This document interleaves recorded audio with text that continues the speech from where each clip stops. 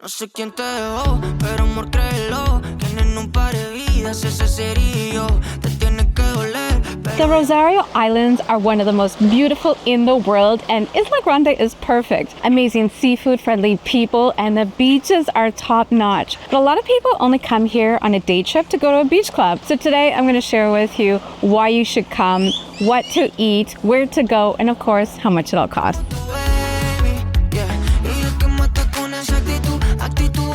Good morning from Playa Escondida. It is already hot out at 9 a.m. I'm on one of 4 beaches here on the island. There are 2 public, 2 private. So the 2 private ones belong to beach clubs. Basically, if you want to go there, you pay like a consumable fee and you can use the chairs and you get free food and drink that go towards the fee that you paid. Or you can go to 2 of the public beaches, which are completely free if you want to. You can rent beach chairs for $20,000 each for the day. And they also have restaurants. So it's much cheaper here, but also what I like about it is it's so much quieter. The beach clubs really cater to the day tours that come in. Music is pumping, a lot of people drinking a lot. They're having a good party. I have nothing wrong with that. Like, you know, I like to party sometimes too, but I actually came here to relax, just listen to nature, and it is absolutely amazing here. But it is getting hot and I want to take you into town. There is one town here, so we're gonna go there for breakfast.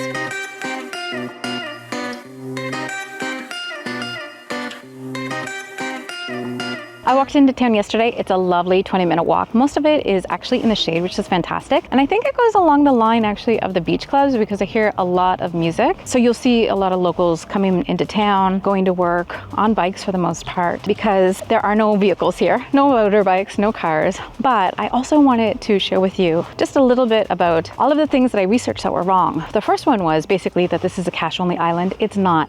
Everyone from the person selling you cocktails on the public beach to your hotel will have Visa, MasterCard, all of that. I did bring cash because I prefer to avoid credit card fees and they will probably pass those along to you. But if you got stuck, they'll even do a bank transfer. There's a lot of ways now that people can get money. The second thing was I heard that the internet was bad here and that basically non-existent. Not true. My place, which is not one of the fancy hotels, has LTE data, so you can use your phone. I actually prepared not to have internet, and so I, told Alan and my mom that I would talk to them in 2 days, and then I found out that I did. But I decided just to go offline. I really want to spend 2 days offline. As a content creator, you spend so much of your time checking like Facebook, Instagram, TikTok, YouTube, your blog, like all of these things. And I just want to have like 2 full days of just relaxing. Yesterday, I read a third of a book. I just went to the beach. I relaxed. I didn't do anything. And it was amazing. So people always ask me like, what is your vacation? Well, it's kind of the same as working, but sometimes I do like to just take a day where I don't do anything, and to disconnect completely is rare for me, but I decided to do it here because no one is expecting to hear from me. But those are kind of the 2 big things. I would also say one of the things that was correct was going here is a little bit chaotic and can be insane. But let me explain that to you after we pass this light.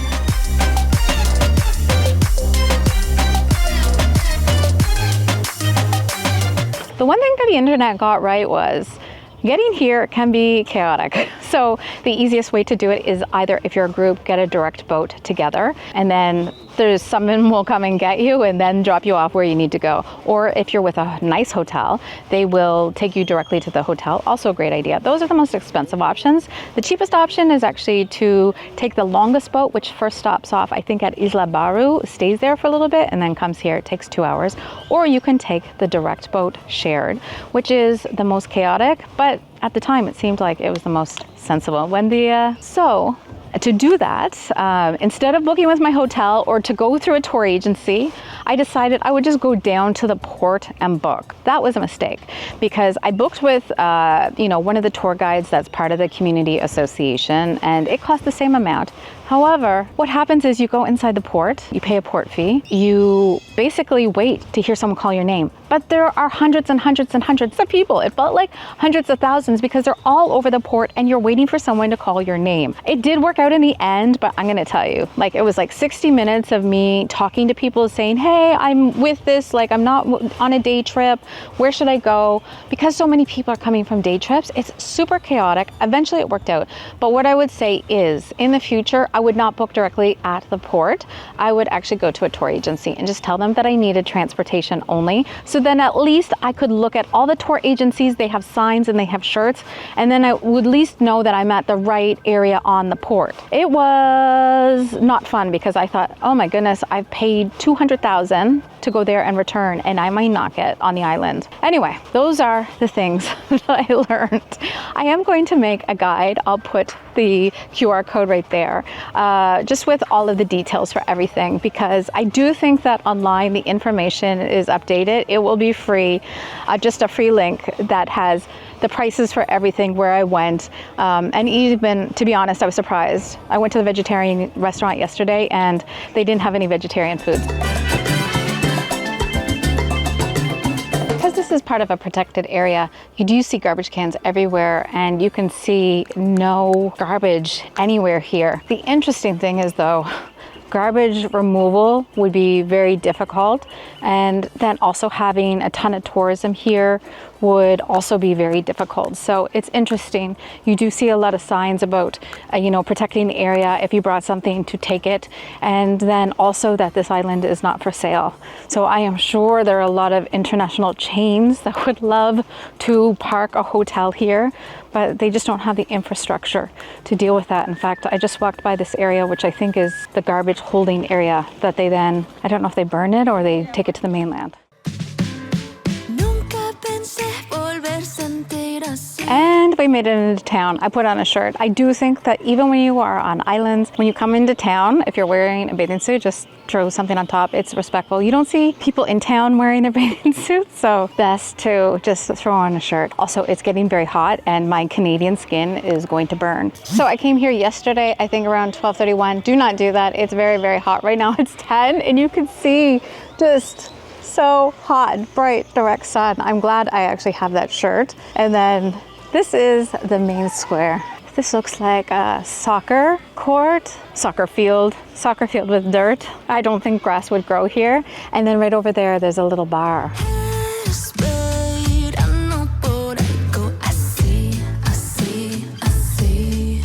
So in town, there's a lot of things here. You can get pharmacy stuff, there's snacks, there's a second bar there. There is also a restaurant. So this recommendation for breakfast comes from a local, and it all starts with a very interesting situation where a giant iguana fell from a tree. I'm just gonna let you watch the video. This giant lizard, iguana, just fell from the tree. I am too scared to go close. It has so many spiky things. I can't remember if iguanas will hurt you or not, but this was like the size of a dog. Can you see this? I am fascinated and terrified at the same time. This is the size of a chihuahua. It literally fell out of a tree because it was too big. Oh my God, look, I cannot even explain to you. It's the size of a cat, like a fat cat. This thing is huge and it can hear me talking about it. It keeps moving its head. So as I was freaking out, not knowing if it was going to attack me, Juan Carlos, who's local and was going to work, he's a bartender at a beach club, came up behind me and said, you don't need to be afraid. We had a great conversation walking back. He was going to work and I was going back. And we just talked about the island, that all of the people here depend on tourism. Some work directly, some work indirectly, but basically the economy is surrounded by tourism. We talked about what happened during COVID. And then also I asked him if he liked his job as a bartender. And he said he did like his job, but it's complicated because he's so dependent on getting enough hours. And so he really wants to learn more English, work directly with tourists. And he's already been doing a little bit of that through some of the Mangrove tours. I'm going to do one of those later today, but he's hoping to do more so he can really take charge of his own future. And that is what my videos are all about, and what I care about is going to these small local places. He recommended this spot. He said it's the best in town, and just go online and you'll see. And actually it has a 4.9 rating on Google, so definitely not a hidden gem, but he said it is the best food, you'll love it. When you go to places like this is their house, like, and they're watching TV inside. But when you do that, you're supporting local families, you're supporting locals. The beach clubs, I don't know if they're locally owned or not, but probably not, which means the only money coming in is from the people working there, but the majority of the income actually leaves the island. So I'm gonna find out about that, but that's usually how it works, because these beach clubs are huge, and so they would need a lot of money for someone to actually build them.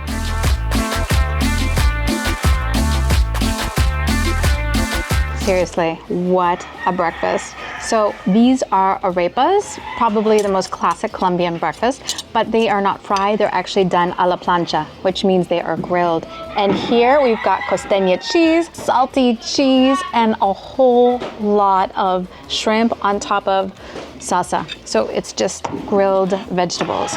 Oh, I think there's also some egg in here. This is 35,000, definitely more expensive than like a local breakfast.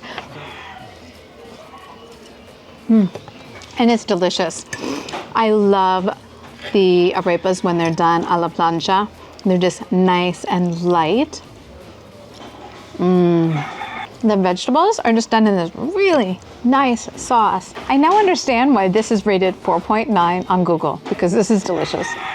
And don't skip out on the suero, which is like a Colombian sour cream, but it's so much better. I don't know what they do differently, but it's tangy and it's so good.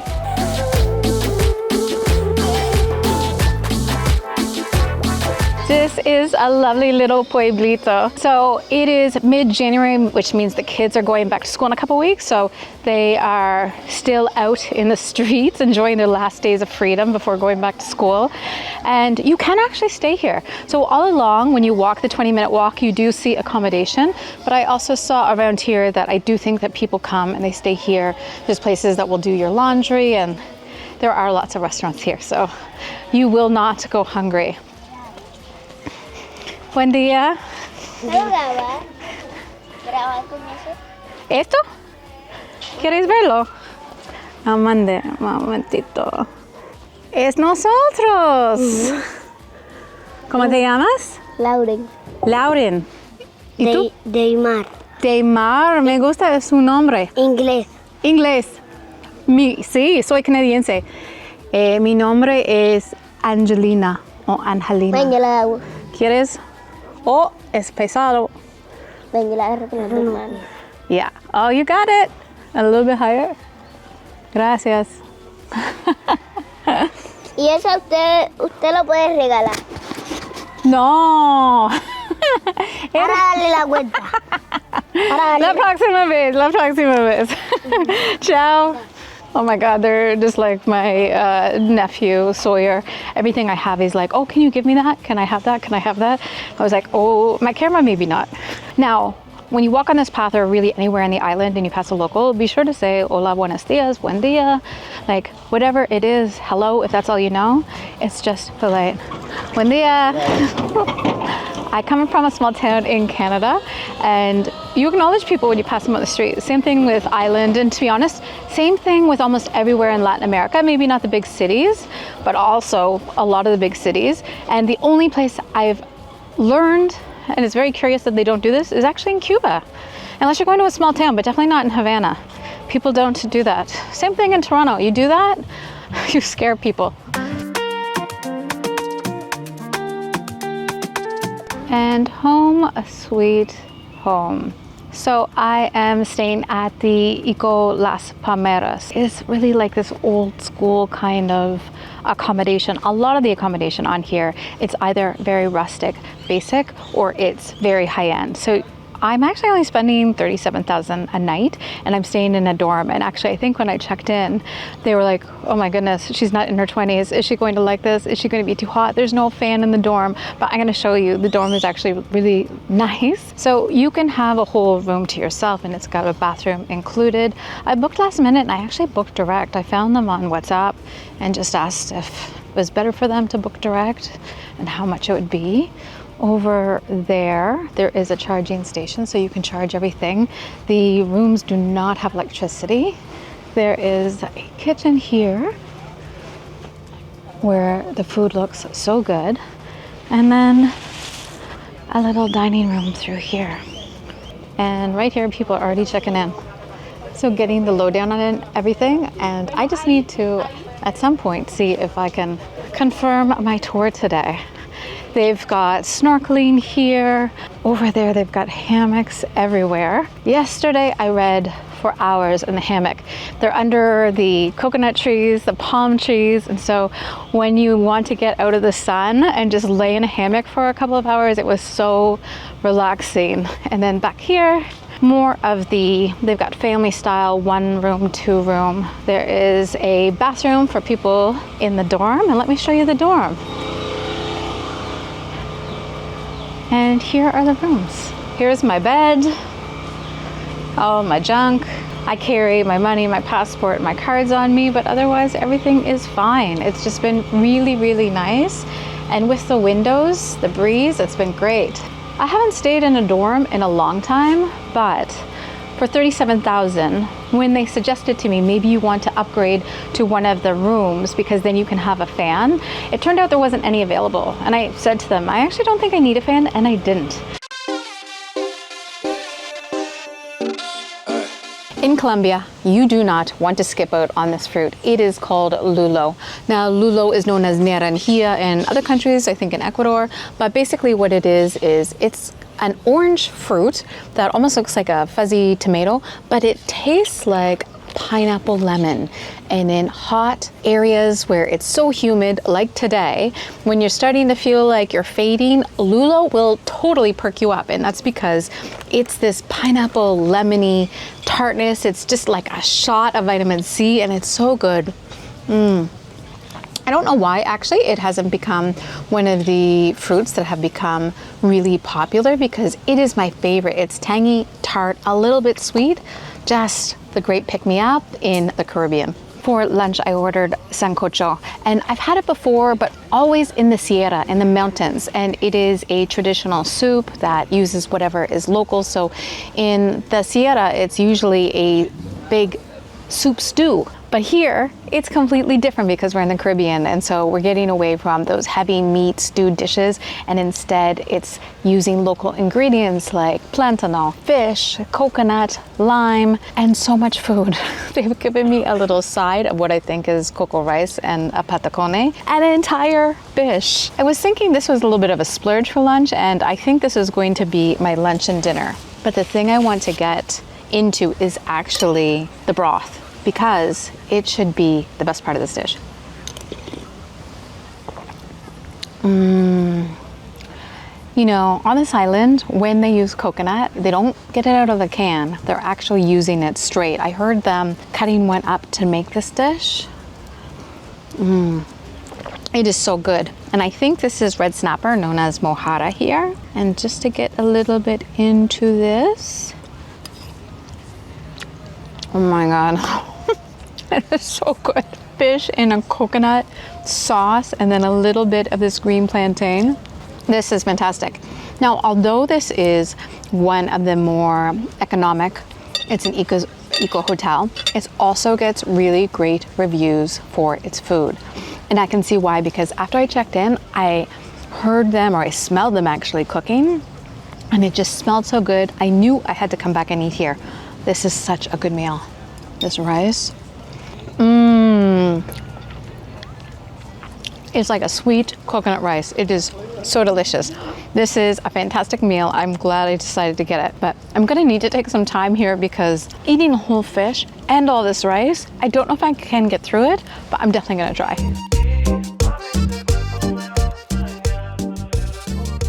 This island is actually a national park. It's a protected area. And so he said, los nativos, the people from here, they do own their land. Everyone else rents. So all of the beach clubs, everything like that, I think maybe if you're on the beach, you can't own it. You basically rent, you have to pay taxes and all of that. And if you don't pay, you're gone. But he said, like the families here, the original families, they own their land. I think I'm getting that right. But still, when I think about tourism here, I do think it's better to go to these smaller places. He said to go, you know, to go to places that the family owns because it is their land. They profit from tourism versus some of the beach clubs are owned by people from here. Some of the beach clubs are owned by people from here, but that now live in Cartagena. Some of the beach clubs are owned by Colombians, but the land they don't own, they rent it. In theory, this is all really great, but you know, corruption and all of these things, I still think it's great to go to the smaller businesses. But that's just my thing. If you want to go to a beach club for the day and party, I'm not going to judge you.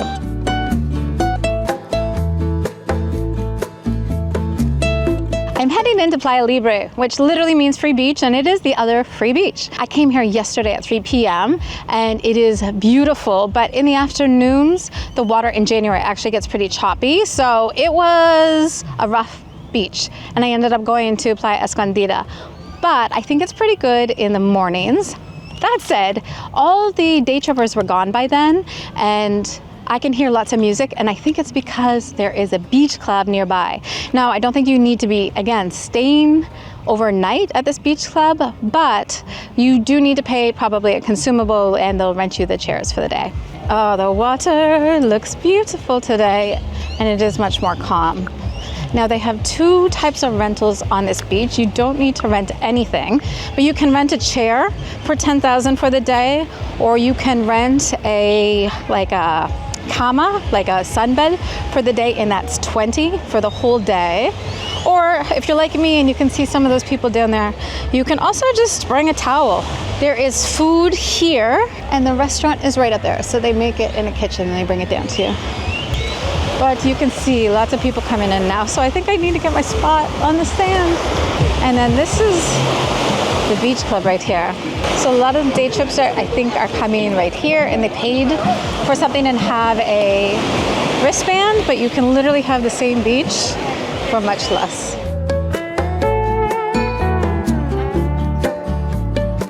The water here is gorgeous.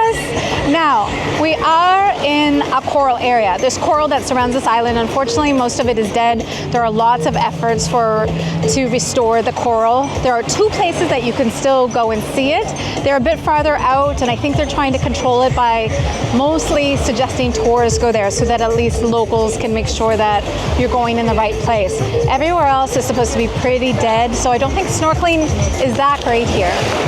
But the water here is beautiful. And while the atmosphere is so different from yesterday, I could use a little bit of energy. I'm gonna take a quick dip, and then I'm gonna read a book. Everywhere I go, I try to read like a local book, and I'm reading a really good one of people who lived in the time of Escobar. It's not about that, it's fiction, but it's still really good.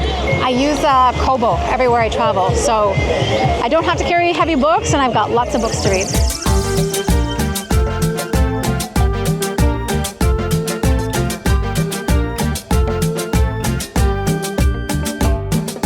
I also want to share this with you because I did eat here yesterday as well.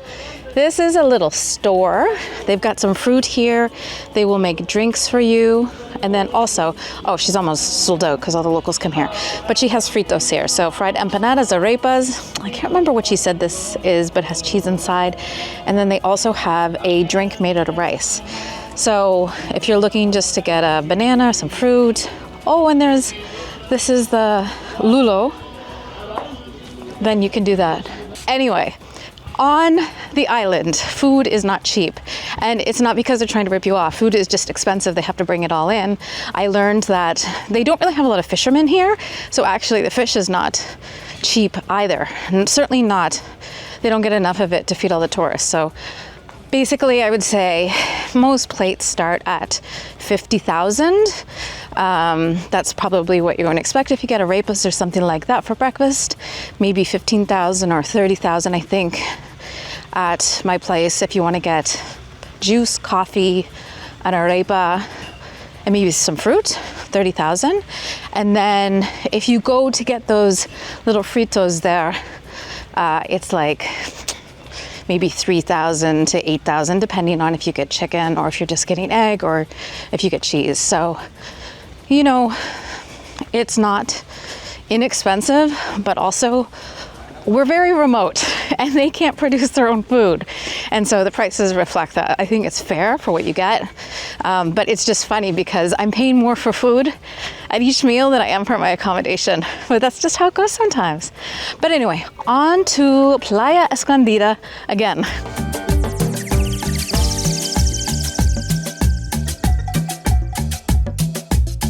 And look at this. No one is on this beach at all. I have it to myself. This is incredible. This is Playa Escondida, and it doesn't have any of the coral, but you can see it looks beautiful. They've already raked everything. They have some chairs out if you want to sunbathe.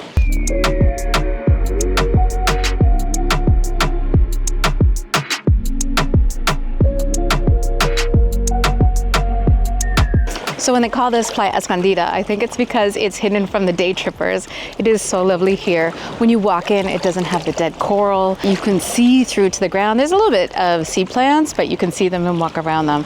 And it's really, really nice. It's also a little bit of a cove, and so it's not rough. At the end of the day, when Playa Libre gets really rough, you can actually come down here. And from over here, you can see the sunset. So the skies become pink, purple. It's really beautiful. Later in the day, there will probably be people suntanning here, or I might be over there in the shade because I don't know what I was thinking coming in here without my hat on. It's so hot and I need to cover. But I think I'm going to get a fruit juice and continue to read my book.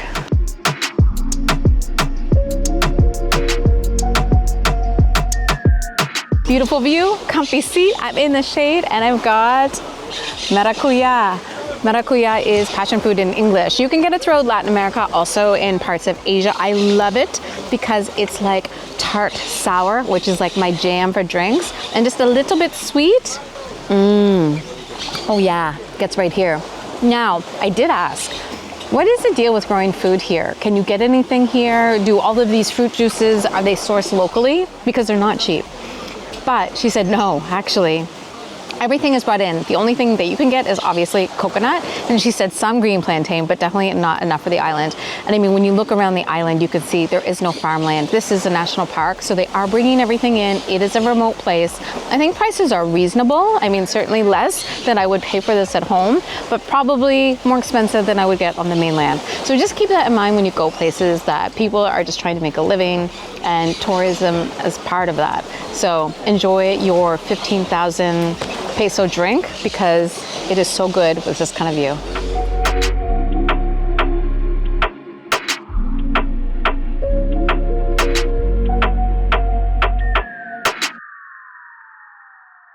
My book is getting so good. It is called The Fruit of the Drunken Tree. And the drunken tree in Colombia and in Ecuador is this tree that actually it's poisonous. It's beautiful. It has these bell-shaped flowers, but you can't smell the flowers or eat the fruit. But unfortunately what happens is people get drugged with this. So they take it, they process it. If you have it put in your drink, it happens to a lot of men who are out in Colombia looking to pick up women. You become drunk almost really fast, but it's not like, you're not quite roofied, similar, but you become like this zombie. And so people can take you back to your room, steal everything from you, and you have no idea. I've talked about this before in my Colombia safety video, but it's a real thing and men need to be worried. Women do not go to the bars alone, so if you see one, keep your hand on your drink. Anyway, I left my book to hang out with Andreas. So it's about a 45-minute mangrove tour, and he was telling me that in 2006, in one part of the mangrove, the wind came in and it was so strong that it destroyed almost the complete area of the mangrove because it brought in all of these rocks and other things. And so there's this real movement for reforestation of it. So I just think it's really nice to do this kind of thing. Also, they offer it at 4 p.m. So it's just golden hour and so beautiful.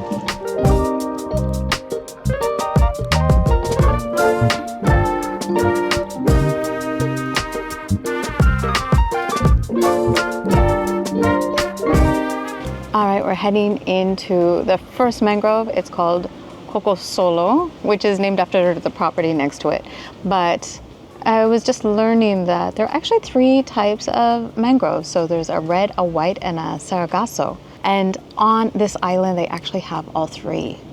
I think mangroves are actually one of my favorite types of, I don't know if you call it like a biosphere or what you call it, but it's like they're creepy and beautiful all at the same time.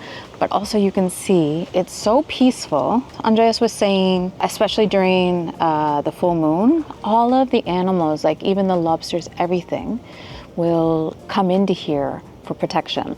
And that mangroves are one of the few places that they take the salt water, desalinate it, and make it fresh water.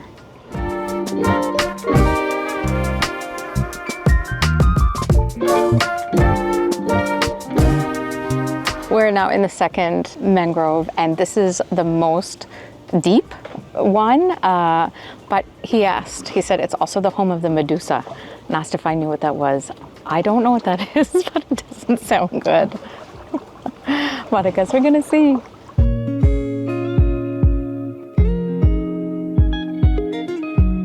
Whoa! Okay, that's not what I thought it was. This is the medusa. This is a special kind of jellyfish that they don't actually swim. They just sit on the bottom. So he was trying to pick it up. And what he was saying is that if you touch it like with your hand or say the bottom of your foot, you're fine. But if you touch it somewhere where you have pores, like your cheek or your leg or your arm, then yeah, you're gonna get stung and it's gonna hurt a lot. You're not gonna die, but it's not gonna feel good. Anyway, I did not want to touch it. I'm not gonna try, but that was pretty cool.